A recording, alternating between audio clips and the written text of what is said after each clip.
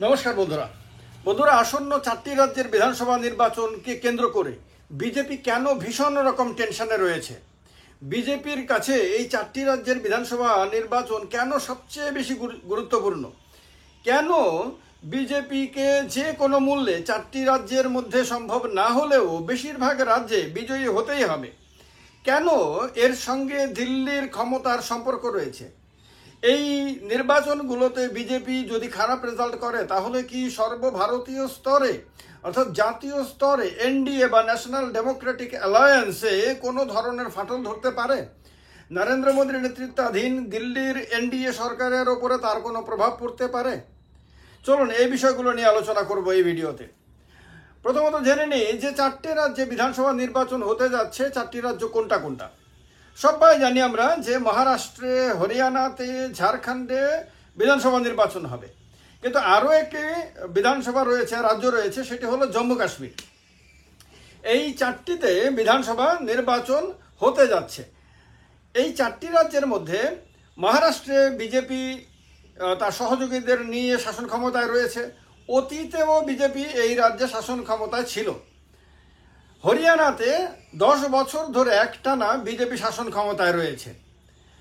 ঝাড়খণ্ডে বিজেপি অতীতে শাসন ক্ষমতায় ছিল, একাধিকবার ছিল, কিন্তু সর্বশেষ বিজেপিকে সরিয়ে ক্ষমতাচ্যুত করে সেখানে ঝাড়খণ্ড মুক্তি মোর্চা শাসন ক্ষমতা দখল করে রয়েছে এবং এখনও আছে। জম্মু কাশ্মীরে বিজেপি একটা সময়ে বিজেপির চরম প্রতিদ্বন্দ্বী পিডিপি, মেহবুবা মুফতির পিডিপি বা পিপলস ডেমোক্রেটিক পার্টি নামে যে পার্টিটা রয়েছে তার সঙ্গে অ্যালায়েন্স করে শাসন ক্ষমতা ভোগ করেছিল। তো এই 4টি রাজ্যের সঙ্গে বিজেপির শাসন ক্ষমতার সম্পর্ক রয়েছে। কোথাও বিজেপি বর্তমানে শাসন ক্ষমতায় রয়েছে, কোথাও বিজেপি প্রাক্তন শাসক দল। এখন কথা হলো যে সর্বভারতীয় স্তরে এই নির্বাচনগুলোর এত গুরুত্ব কেন? কেন এই রাজ্যগুলোতে বিজেপি যে কোনো মূল্যে বিজয়ী হতে চাইছে?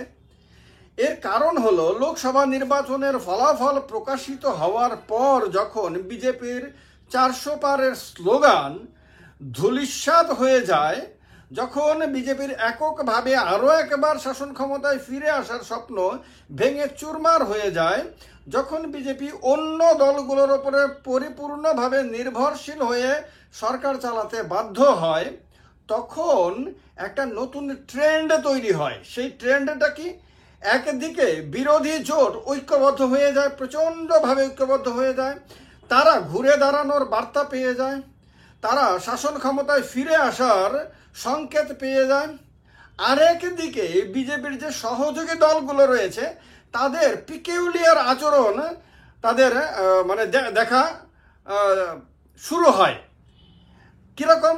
নাম্বার 1 হলো যে নীতিশ কুমার বারবার পাল্টায় সংগঠন, জোট পাল্টায়, যে আপনার চন্দ্রবাবু নাইডু অনেকবার সহযোগী জোট পাল্টিয়েছে, তারা ভীষণ রকম দরাজভাবে উদারভাবে বিজেপিকে সমর্থন দিতে শুরু করে। তাদের এই সমর্থনের বাহার দেখে বিজেপি না খুশি হতে পারছে, না অখুশি হতে পারছে, না কিছু বলতে পারছে, না মুখ বুজে থাকতে পারছে। ভেতরে একটা জ্বালা যন্ত্রণা হচ্ছে। কারণ এই যে দুজন অস্থির মনস্ক নেতা চন্দ্রবাবু নাইডু এবং নীতিশ কুমার, তারা এইরকমভাবে উদারভাবে বিজেপির সঙ্গে ব্যবহার করবে এবং নরেন্দ্র মোদীর কেউ দুজনেই তো পায়ে ছুঁয়ে প্রণাম পর্যন্ত করেছেন, যেটা রাজনীতিতে সাধারণত ঘটে না। এত বড় বড় নেতারা একজন আরেকজনের পা ছুঁয় না, হাত জোর করে নমস্কার করেন, হাত মেলান, হ্যান্ডশেক করেন, ইত্যাদি ইত্যাদি করেন। তারা পা পর্যন্ত ছুঁইছেন, প্রশংসায় ভরিয়ে দিচ্ছেন। এই আচরণটা যখন বিজেপি দুর্বল হয়ে গেছে তখন এই আচরণটা অস্বাভাবিক বিজেপির কাছে লাগছে। দেশের রাজনীতির দিকে যারা খুব তীক্ষ্ণভাবে নজর রাখে তাদের সবার কাছে এটা অস্বাভাবিক লেগেছে। বিজেপি যখন একক সংখ্যাগরিষ্ঠ ছিল, ভীষণ রকম শক্তিশালী ছিল, তখন শক্তিশালী লোকের সামনে দুনিয়া মাথা নত করে, এটা সারা দুনিয়াই জানে। কিন্তু দুর্বল হয়ে গেলে পরে তার দিকে সবাই ব্যঙ্গ বিদ্রুপ ছুড়ে দেয়। কিন্তু উল্টোটা হয়েছে। এইটাকে বিশ্লেষকরা বা বিজেপির বড় বড় নেতারাও আশঙ্কার দৃষ্টিতে দেখতে শুরু করেছেন। তারা মনে করছেন যে এরা বুঝতে চাইছেন যে চুপচাপ যে বিজেপির প্রতি মানুষের যে বিরাগ, মানুষের যে অসন্তোষটা, সেটা বৃদ্ধি পায় না সেটাকে বিজেপি ম্যানেজ করতে পারে। এখন তাৎক্ষণিকভাবে তো তারা খুব ইতিবাচক পজিটিভ রেসপন্স দিয়ে বিজেপিকে খুশি করার চেষ্টা করেছে, কিন্তু তাদের দীর্ঘমেয়াদী পরিকল্পনা হলো এই সরকারকে তারা এমনভাবে আষ্টপৃষ্ঠে বেঁধে রাখবে যে সরকার বিজেপির যা যা পরিকল্পনা সেই পরিকল্পনাকে ঠিকভাবে বাস্তবায়িত করতে পারবে না। এর মধ্যে একটা তো আপনারা দেখেছেন Waqf bill. Waqf বিলটাকে বিজেপি পাশ করিয়ে দেওয়ার মতন সুযোগ ছিল, বলা হয়েছে যে তার প্রতি তার সহযোগীদের সমর্থন রয়েছে, কিন্তু সামনে থেকে সমর্থন দেখালেও পেছন থেকে এমনভাবে দড়ি টান দিয়েছে যে এই বিলটাকে জেপিসিতে পাঠাতে বাধ্য হয়েছে বিজেপি। আপনারা দেখেছেন সেবি চেয়ারম্যানের ইস্যুতে এরা রহস্যজনক ভূমিকা পালন করছে চন্দ্রবাবু নাইডু আর নীতিশ কুমারের পার্টি এবং অন্য সহযোগীরা। এটাকে বিজেপি বুঝতে পারছে না যে এরা সন্তুষ্ট না অসন্তুষ্ট। এবার যখন বিধানসভা নির্বাচন চলে এসেছে 4টি রাজ্যে, তখন বিজেপি টেনশন এই কারণে যে যদি বিজেপি এই রাজ্যগুলোতে ভালো রেজাল্ট করে তাহলে একটা নতুন করে ট্রেন্ড সেট করতে পারবে যে বিজেপি ফিরে আসছে, ঘুরে দাঁড়াচ্ছে, প্রত্যাবর্তন ঘটছে। বিজেপির প্রতি যে অসন্তুষ্ট ছিল সাধারণ মানুষের, এই অসন্তোষটাকে তারা ম্যানেজ করে তাদেরকে খুশি করে আবার নিজেদের পক্ষে নিয়ে আসতে পারছে। এইটা একটা বার্তা, এবং এই বার্তাটা চন্দ্রবাবু নাইডু এবং নীতিশ কুমার উভয়ের মনের মধ্যে কাজ করবে যে বিজেপি ঘুরে দাঁড়াতে শুরু করে দিয়েছে।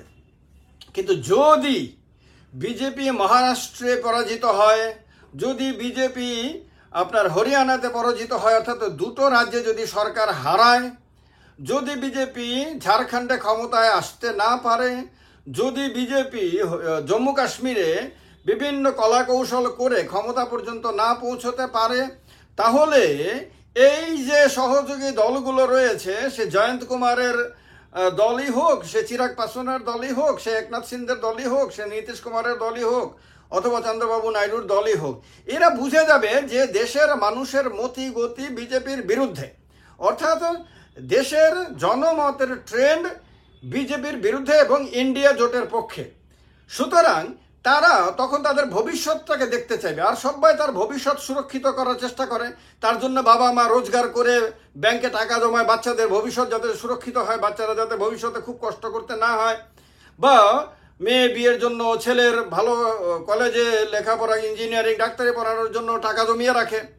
তো এগুলি সব ভবিষ্যৎ পরিকল্পনা, এবং ভবিষ্যৎ পরিকল্পনার জন্য আপনারা জানেন জীবন বীমার নানান ধরনের স্কিম বাজারে প্রচলিত আছে। সেই স্কিমগুলোতে মানুষকে ভবিষ্যতে কি কি বেনিফিট পাবে সেগুলি বোঝায়। আর এটা সমস্ত কোম্পানির যারা চিন্তাবিদরা রয়েছেন তারা খুব ভালো করে জানেন যে মানুষ সবসময় তার ভবিষ্যৎকে নিয়ে চিন্তায় থাকেন, এই কারণে তার বর্তমানে সে কষ্ট করে কিন্তু ভবিষ্যৎকে সে সুরক্ষিত করতে চায়। এর ফলে অধিকাংশ ক্ষেত্রে না বর্তমান তার সুখের হয়, না ভবিষ্যৎটা তার সুখের হয়।